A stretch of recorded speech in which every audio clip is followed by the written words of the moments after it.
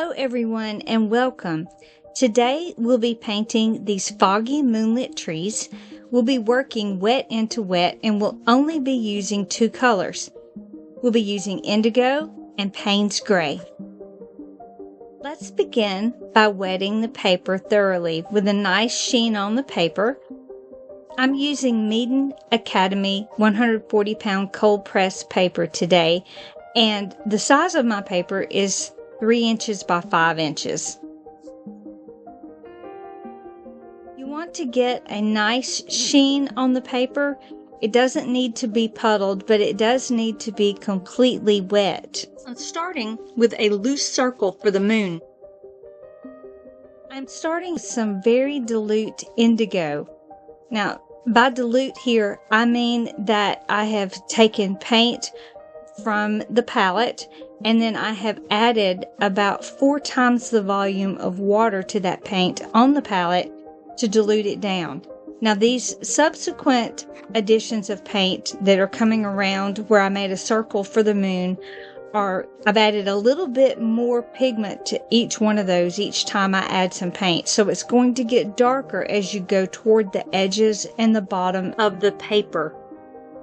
If you're interested in some exercises in learning how to control your water and your pigment, I have a video that will be linked in the description for some specific exercises with the paints that you already have on your palette to help you practice with that. If you'd like a little bit more information, please check that out.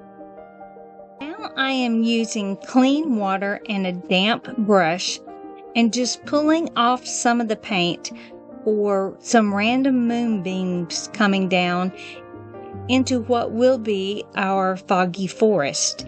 You do this in the same way as you would if you were creating sunbeams for the golden hour, but just lift the paint off with a damp brush and wipe that paint off on a paper towel, and then you end up with some lovely moonbeams. We're building up the background now with a more concentrated version of indigo. And I'm just dabbing this around the bottom and letting the paint spread and go where it will to make the ground that our trees will be growing from. Now I'm encouraging this to spread up a little bit by just directing it upward with the tip. This will give the illusion of some grassy or brushy foliage that's in the distance, in and among the trees. Using the same paint that we've used for this background, let's begin to put in the first of our background trees. Now, these trees are basically going to be suggestions. They are not going to be well defined. You might want to put a branch or two coming off of these, but they don't need a lot of definition because they are going to fade into the background.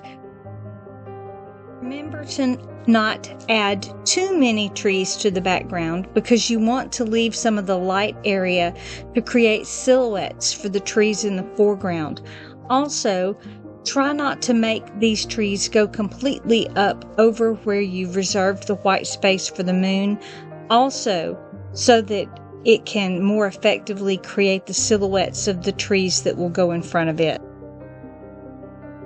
Notice how the dilute paint here just diffuses out into the wet background, making these trees look distant and foggy.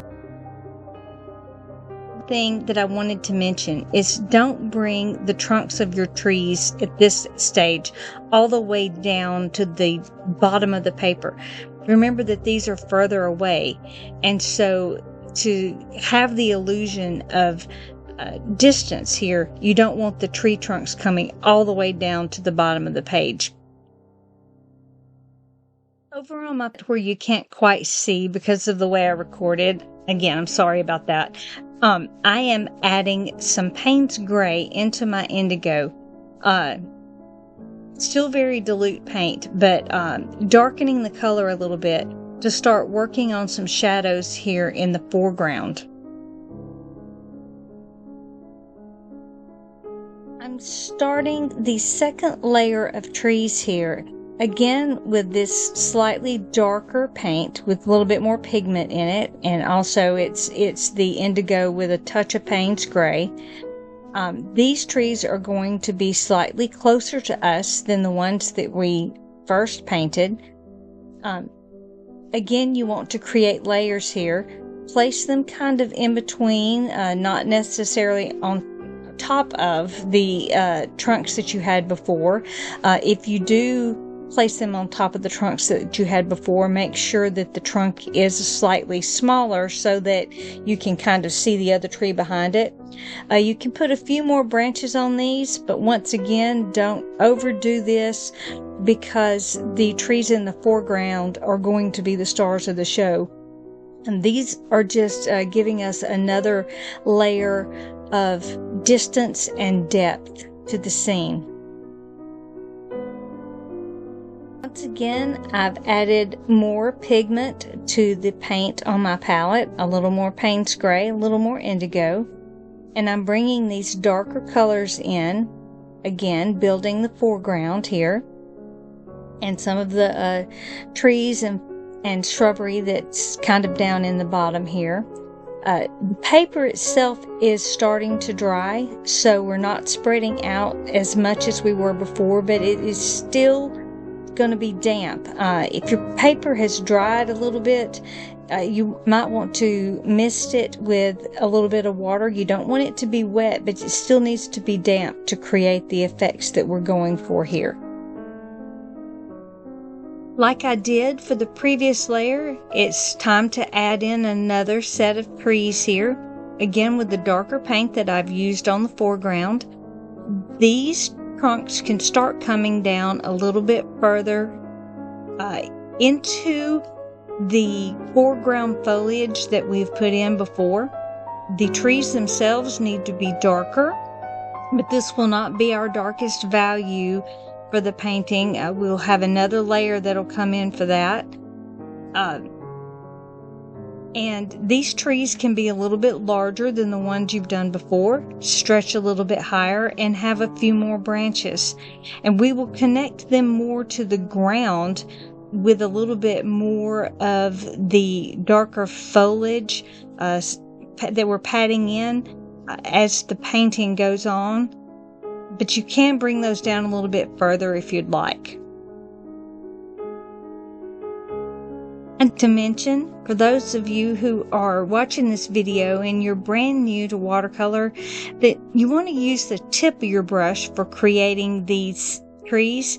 You don't have to lay your brush down, just use the tip of it and draw little lines, make them a little squiggly, make the little branches squiggly. You can practice those on a scratch sheet of paper, getting the lines smaller, or you can use a smaller brush. That's always helpful to me, is if I don't feel like I have enough control, is if I'll use a little bit smaller brush. Now we're going to bring in our darkest value with pure Payne's gray, fairly concentrated paint. Our painting is not completely dry, but it's almost dry. You'll notice that the trees that we created last have much sharper edges than the ones that we initially created, and these trees that we make with this final dark layer will have sharper edges still, and they'll be fairly defined in the foreground. As you place this paint down in the foreground for the dark foliage, leave some places where the light shines through and the lighter areas shine. You can still see those as well, so that you don't lose all of the depth of the layers that we've created. And it looks like there's an area or two where the moonlight might be reflecting off of some leaves or shrubbery that's there in that foreground. Also, you'll hear that I've got my hair dryer on this because I want this to be completely dry before I put these final trees in, because I don't want them fuzzing out any on the edges. I want these to be nice and sharp. In creating these trees, I'm using the same processes that I've used before. I'm making a nice defined trunk here, though in this case it's not going to dilute out any at all. and I'm going to make more branches on these, and I want some of these trees to more directly cover the moon, so that the darkness of these foreground trees really makes it look like the moon is shining back behind them. You can add in extra branches on these, really give them a little bit of detail, as much detail or as little detail as you want here for these winter trees. There's really not going to be any leaves on them unless you want to put them on them. Give the trees different shapes and different sizes here. But make these the stars and the focal point of your tiny.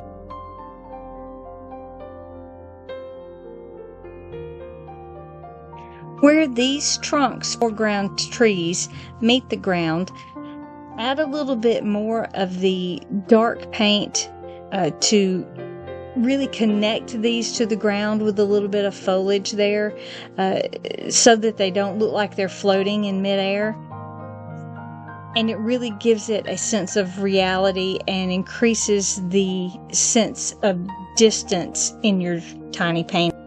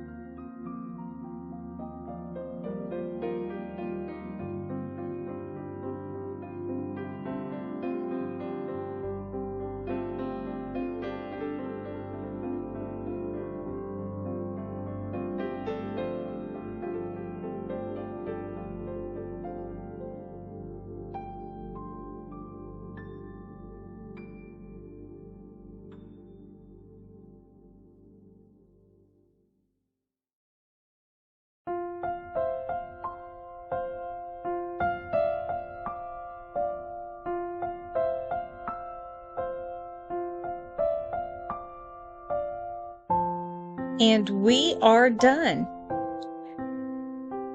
Now we just need to remove the tape. Very gently pull the tape off and give this a signature down there on the bottom somewhere. You can number and date your painting if you'd like. And our tiny winter trees are complete. Thank you so much for joining me today and for painting with me. Y'all come back now. You hear?